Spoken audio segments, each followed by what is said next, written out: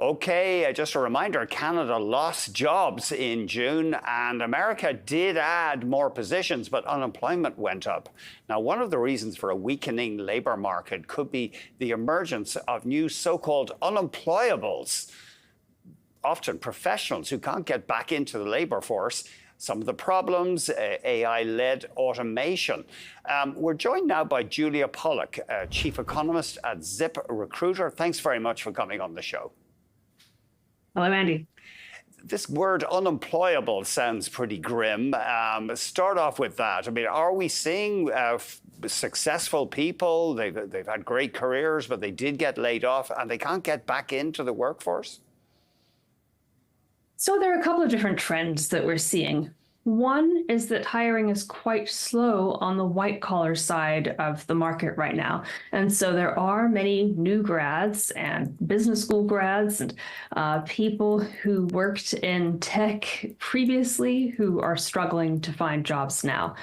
There's also just another trend, which is an increasing number of young men in particular who are neither going to school nor going to work. It's interesting. The word for them is NEETs. I think they're not in employment or training or looking for any kind of work right now, and they've almost dropped out of society. Yes, so over the past 10 years, enrollment in colleges has fallen by 1.2 million. 1 million of that, more than 70%, is just driven by men. And then in the workforce, we saw during the pandemic a large decline in participation among workers aged 20 to 24. That's because many of them were just sort of locked out of the normal opportunities that college students get, campus jobs, internships, and they've been lagging behind ever since. They have not made up that gap. They're at a bit of a disadvantage in the labor market now.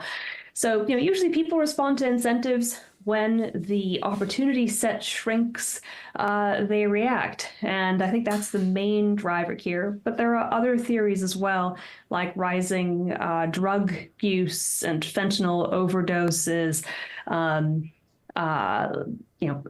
other social problems like rising behavioral health problems. I mean, in Japan, they have this phenomenon of the hikikomori, young people who just don't leave the house. A headline here on CNN, why won't 500,000 young Japanese not leave? They won't go outside. Some of them just sit indoors. I think a lot of them are young men. They sit indoors playing video games all day. Yes, so here too, many of these young men who are neither in education nor employment are staying at home with their parents for a very long time. They're not getting married, they're not dating. And people don't like to blame video games because if you look at time use surveys, people spend about as much time playing video games or surfing the internet as they used to spend watching TV or listening to the radio. So it's hard to blame leisure for the problem. But anecdotally, it definitely could be one of the reasons that leisure has become so easily accessible, and there are so many options these days online that make non-employment quite palatable. I'm just thinking about at third level. As far as I know, young women are dominating third level in terms of enrollment. Why is that? So women are the majority of college degree graduates now for over 20 years, been since the 80s, I think, and more than 10 years as PhD graduates too. So they have been dominating the education space, doing much, much, much better than men in school when it comes to outcomes, test results, enrollment rates.